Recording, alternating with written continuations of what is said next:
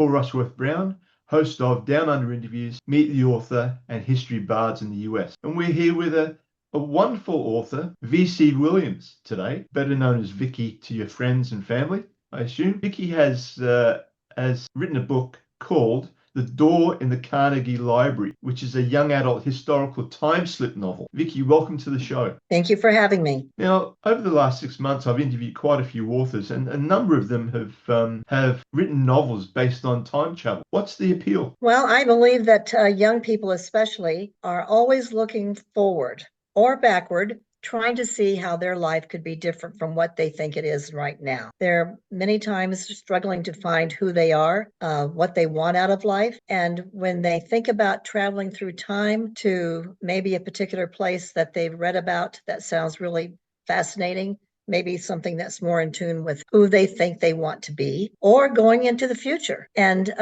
we've had those movies, Back to the Future, that were so popular back in the day. And I think young people are still very intrigued by time travel because it's where they can explore who they are, learn something about themselves, and find something that inspires them. They may not be satisfied with their life right now, where they are at the time of their life. A young person trying to find their identity, find what their hopes might be, wanting to have something that they don't know what that is yet, but it's something different from where they are.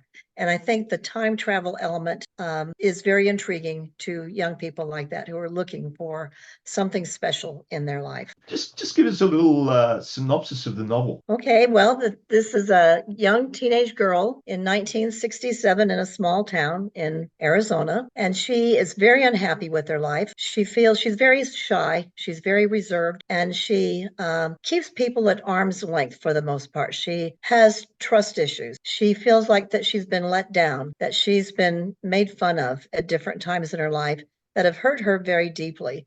And so she has very few friends. She feels like that she knows she's not in the popular group at school, but she finds herself in a sudden downpour, when she's walking through town after she's been to a dress rehearsal. And she takes shelter in the Carnegie Library, which she has always found to be a place of refuge and peace for her, where she can dream about things that happen in books. And she goes down to the basement and she finds a secret door.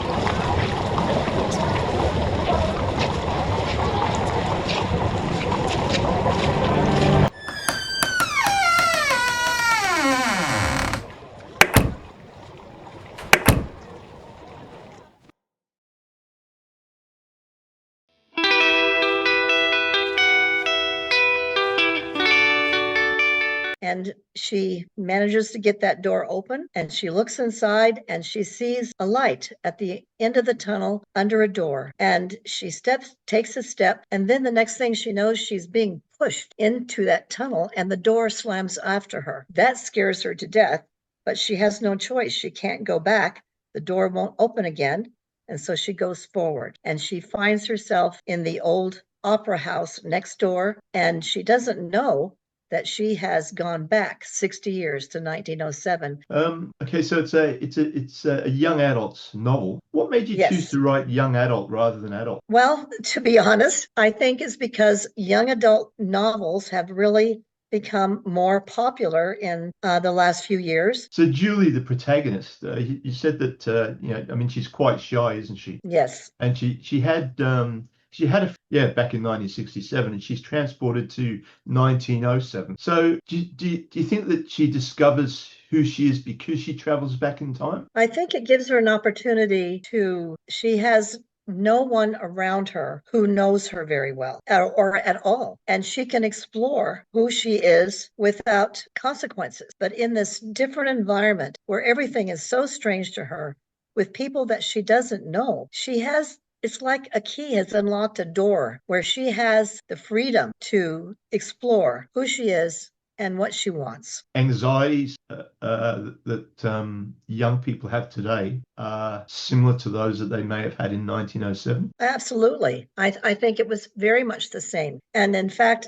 when she is encouraged that she needs to, while she's there, because they won't know, nobody knows how long it will be before she has an opportunity to try to go back, that she should continue her studies because she might be there a long time. She doesn't want to go to the school because she's afraid of saying something that will be out of place, that will give herself away, and she doesn't want to do that. She'd rather just stay in the home that she's living in. She doesn't want to leave. She doesn't want to talk to anybody new. So she's still fighting her personality of having to step out. Briefly, how does history change Julie? When she arrives in this new place, she's taken into a young couple, and they're taking care of her. And she's given chores. She has to go out and feed the chickens. She has to participate in the maintenance of just living in that place. And as they take care of her, she has to go to a new school. She has to learns people's names. And at home,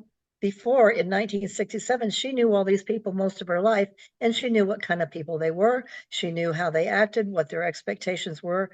And she, for the most part, avoided that interaction because she was afraid of being disappointed by how they responded to her. Tell me about the Apache Kid. Well, the Apache Kid is someone who he overhears her talking with her friend and finds out about what they believe how the time travel happened. And the Apache Kid is in town and he overhears this, and it strikes a chord with him. Now, the Apache Kid has been a notorious outlaw for probably close to 15 or 20 years. He was intrigued, and he decided that it might be an out for him to have a new life. And so he decides to focus on Julie, to stalk her, to try to find out how did she come from the future back to this place, and if something like that could help him escape. So, I mean, in the novel, Julie spends most of the novel trying to get home. I mean, but do you think that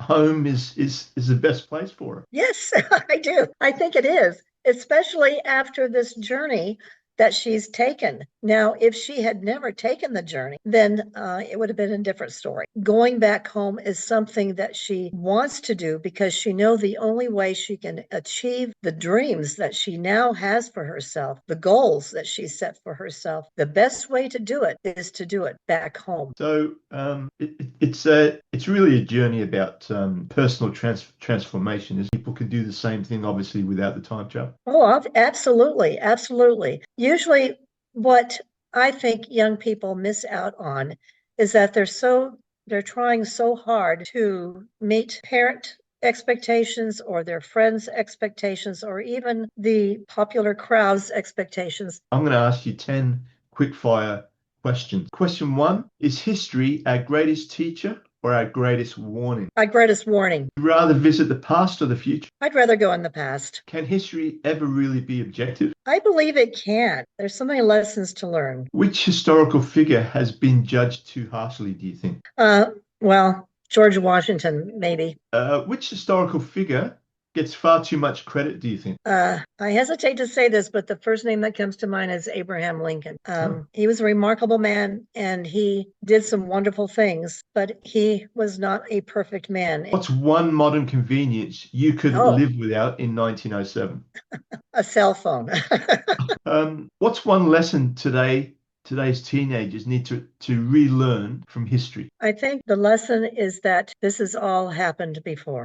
Which scene in the book still gives you goosebumps? I think when she learns who the Apache Kid is. Okay, last question. Finish this sentence. The door in the Carnegie Library really about. It isn't really about time travel. It's about learning. Okay, wonderful. So, Vicky, it's been a pleasure having you on the show. I really, I mean, it sounds like a very, very interesting book. V.C. Williams is the author of The Door in the Carnegie Library, a young adult time travel novel with lots of surprises. Thanks for joining us. And Vicky, thank you so much for being on the show. Well, thank you very much again. I enjoyed it.